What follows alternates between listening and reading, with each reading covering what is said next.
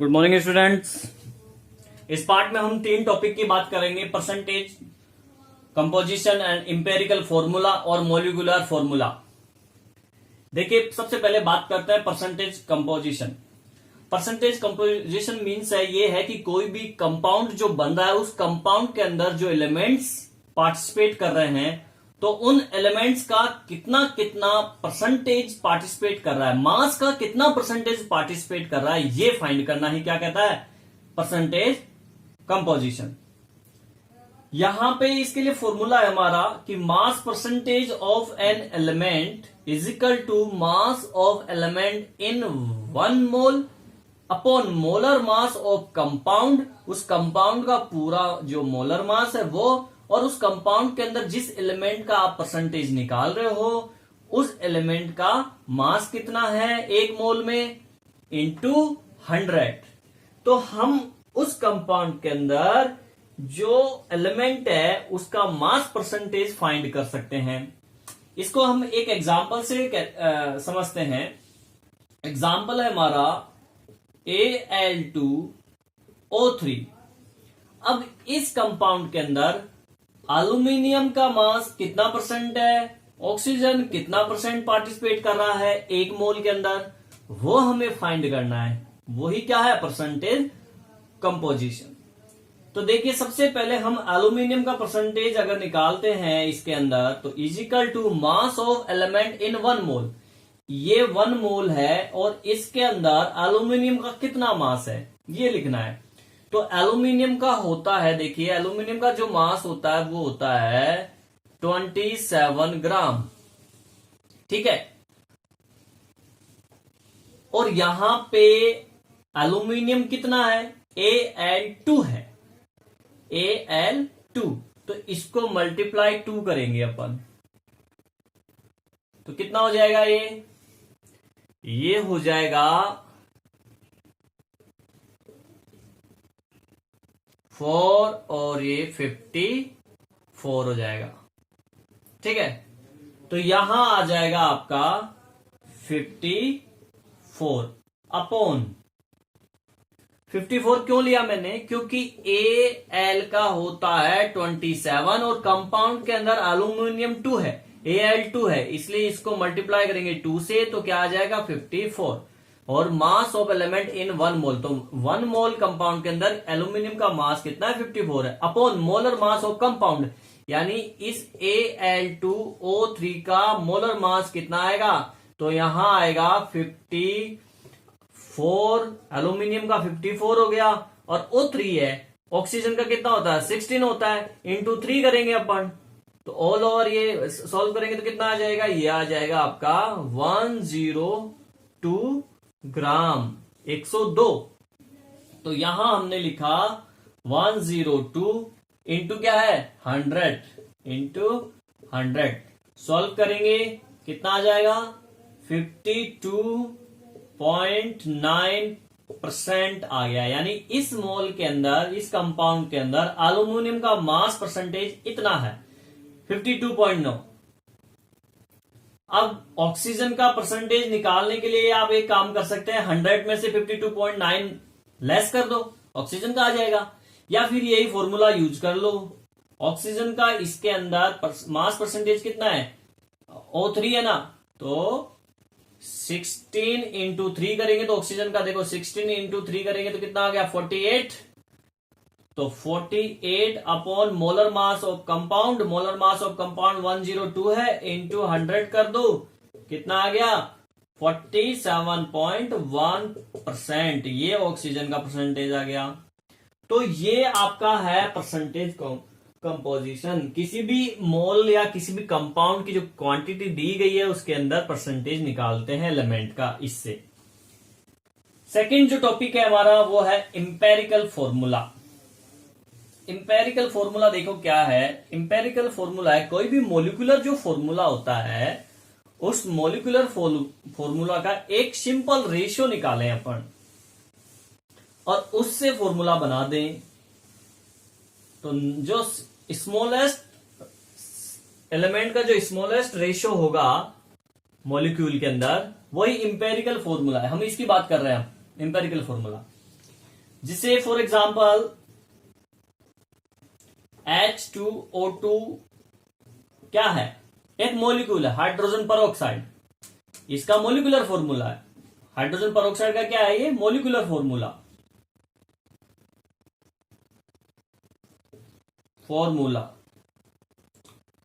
अब इसका simple ratio निकालें अपन, तो यहां पे देखिए 2:2 है, सिंपल करें 1:1 होगा।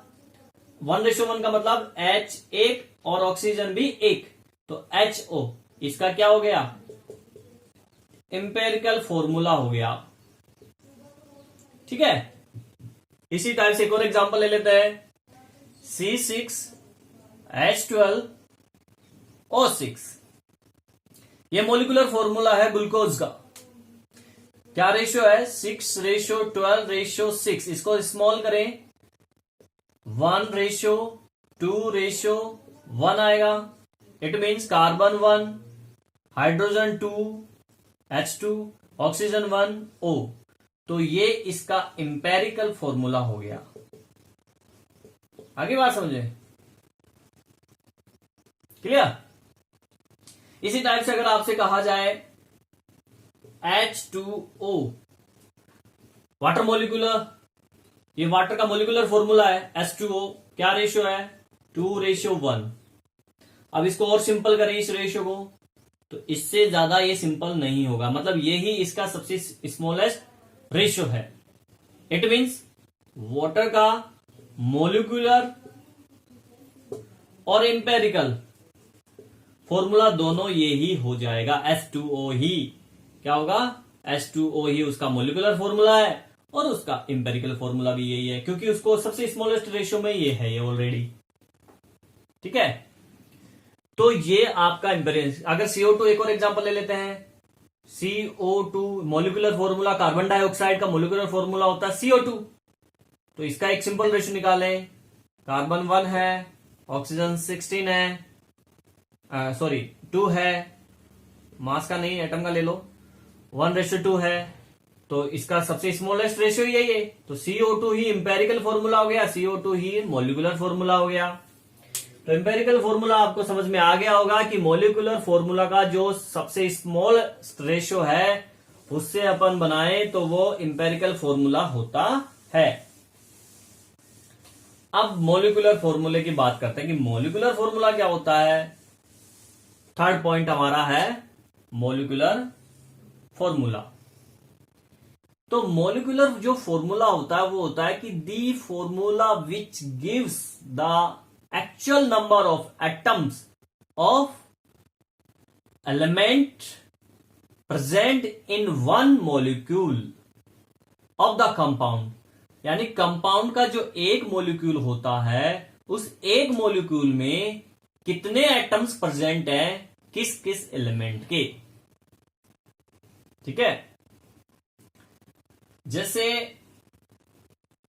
कार्बन डाइऑक्साइड की अपन ने बात की, तो कार्बन डाइऑक्साइड के अंदर एक मॉलिक्यूल के अंदर कार्बन का एक एटम प्रेजेंट है, ऑक्सीजन का 2 एटम प्रेजेंट है, तो ये फॉर्मूला बना इसका मॉलिक्यूलर फॉर्मूला। वाटर के एक मॉलिक्यूल की बात करें तो वाटर कंपाउंड के अंदर 2 हाइड्रोजन होता है H2, एक ऑक्सीजन होता है OH2O, उसका मॉलिक्यूलर फॉर्मूला हो गया वाटर का। इसी टाइप से सल्फ्यूरिक एसिड 2 हाइड्रोजन होते हैं, एक सल्फर एटम होता है और 4 ऑक्सीजन एटम होते हैं H2SO4, इसका मॉलिक्यूलर फॉर्मूला हो गया सल्फ्यूरिक एसिड का। NaCl सोडियम क्लोराइड NaCl, एक सोडियम एक क्लोरीन का एटम मिलके सोडियम क्लोराइड NaCl, ये इसका मॉलिक्यूलर फॉर्मूला हो गया। ठीक है ना। तो हम मॉलिक्यूलर फॉर्मूला और इंपेरिकल फॉर्मूला में अगर रिलेशन की बात करें तो ये रिलेशन होगा molecular formula is equal to N into empirical formula. अगर इंपेरिकल फॉर्मूला को n से इंटू कर दें तो उसका मोलिकुलर फॉर्मूला बन जाएगा। अब n क्या है? n यहां पे है n इजिकल टू मोलिकुलर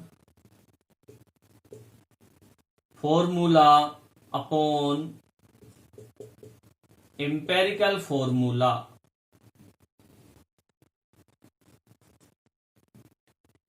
अब इसमें एक एग्जांपल से अपन निकालते हैं इसको, सो देखिए कैसे निकलेगा, ये हमें पता होना चाहिए। देखिए n में पहले निकाल लेता हूं एक बार, C6H12O6 है मोलिकुलर फॉर्मूला। इसका सिंपल अपन ने निकाला था CH2O, इंपेरिकल फॉर्मूला, ठीक है। तो n मोलिकुलर फॉर्मूला और सिंपल इंपेरिकल फॉर्मूला आ जाएगा, यानी 6:12:6 अपॉन 1:2:1, ठीक है। यानी कि C6H12O6 अपॉन CH2O, यहां से n आ जाता है और इस n को इंपेरिकल फॉर्मूला से अपन मल्टीप्लाई कर दें तो क्या आ जाएगा आपका मोलिकुलर फॉर्मूला। इट मींस यहां पे जो n आया, देखो यहां पे देखिए n क्या आएगा, 6, 1 का 6 बार गया, 2 को 12 में कितना बार गया, 6 बार, 1 का 6 में कितना गया, 6 बार, तो ऊपर क्या बचा, 6 बचा। इट मींस यहां पे n इजिकल टू 6 हो गया। अब इस 6 को इंपेरिकल फॉर्मूला, ये जो है CH2 इंपेरिकल फॉर्मूला, इससे इस 6 को मल्टीप्लाई करो तो कितना हो जाएगा, कार्बन 6H2 है ना, इससे 6 से मल्टीप्लाई किया तो क्या H12, और ऑक्सीजन को किया तो क्या हुआ O6, तो ये बन गया मोलिकुलर फॉर्मूला। तो ये मोलिकुलर फॉर्मूला कहलाता है।